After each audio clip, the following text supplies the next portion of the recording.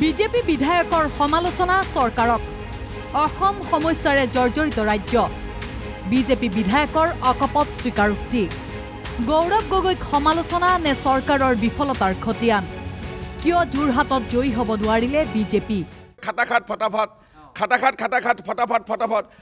গৌৰৱ গগৈৰ বাবে কিয় অপেক্ষা কৰিছে যোৰহাটবাসীয়ে এইটো বহুতে কৈছে গৌৰৱ গগৈ আহক আমি 8500টো বিচাৰিম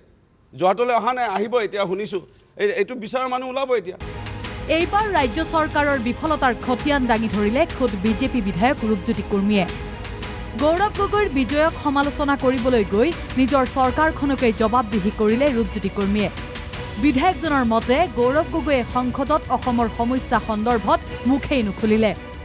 নিবনুৱা সমস্যা বানপানীৰ সমস্যা চাহ জনগোষ্ঠীয় সমস্যা আদিৰে ৰাজ্যত আছে অলেখ সমস্যা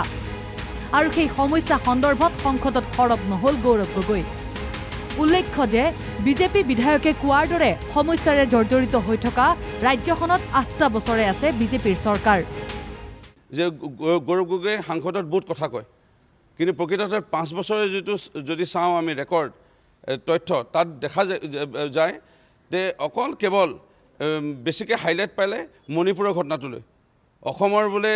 এই নিবনুৱা সমস্যালৈ অসমৰ বোলে চাহ বাগানৰ শ্ৰমিকলৈ অসমৰ জনজাতি লোকসকললৈ অসমৰ বোলে বানপানীলৈ যিটো সৰব মন্তব্য হয়তো তেওঁ হ'ব লাগিছিল সেইটো 5 বছৰ কিন্তু নাছিল একে প্ৰসংগতে বিধায়কজনৰ মন্তব্য শাসকীয় দলৰ সাংসদে সমষ্টিলৈ আঁচনি সোনকালে আনিব পাৰে গৌৰৱ গগৈক ভোট দি যোৰহাটৰ ৰাইজে ভুল কৰা বুলি এতিয়া উপলব্ধি কৰিছে যে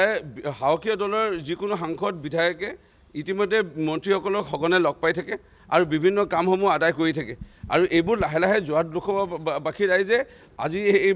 এমাহ নহওঁতে ইতিমধ্যে উপস্থাপন কৰিছে বা বুজি উঠিছে যে প্ৰকৃততে আমি ভুল কৰিলোঁ যোৰহাটৰ ৰাইজে গৌৰৱ গগৈক নিৰ্বাচিত কৰি কেৱল ভুলেই কৰা নাই যোৰহাটৰ ৰাইজে পৰিচিত হৈহে গৌৰৱক ভোট দিছে এটা বিশেষ শব্দৰ প্ৰতি আকৰ্ষিত হৈ ভোট দিছে গৌৰৱ গগৈক কিন্তু কি সেই শব্দ ঘাটাঘাট খাটাখাট এই শব্দবোৰ ব্যৱহাৰ হৈছে 8500 টকা 4 তাৰিখে কংগ্ৰেছৰ চৰকাৰ গঠন হ'ব ৰাহুল গান্ধী প্ৰধানমন্ত্ৰী হ'ব আৰু 5 তাৰিখে খাটাখাট ঘটাঘাট এনেকুৱা শব্দবোৰে মানে এছাম দুখীয়া শ্ৰেণীৰ লোকক বা অকণমান সহজ সৰল লোকক আকৃষ্ট কৰিলে অৰ্থাৎ ভুৱা প্ৰতিশ্ৰুতি দি পেলাই এক প্ৰকাৰ জিকাৰ দৰে হ'ল বুলি ক'লেও ভুল নহ'ব এতিয়া ৰূপজ্যোতি কুৰ্মীৰ মতে ৰাজ্যত আছে বহু সমস্যা